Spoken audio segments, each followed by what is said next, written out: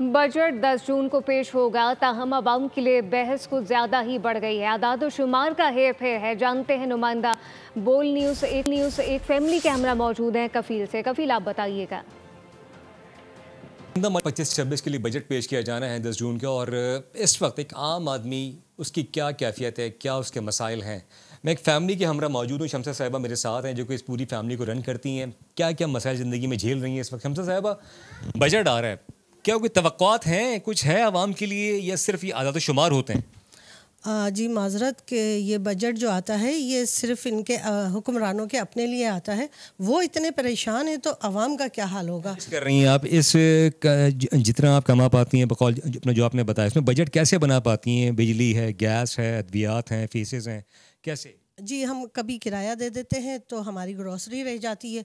Grocery अगर पूरी करते हैं तो बच्चों की फ़ीसों की तरफ हमें टेंशन होती है। बच्चों की फ़ीसें पे करते हैं तो फिर घर में मेरे हस्बैंड हैं जो कमर के मोरों की तकलीफ़ में मुब्तला है।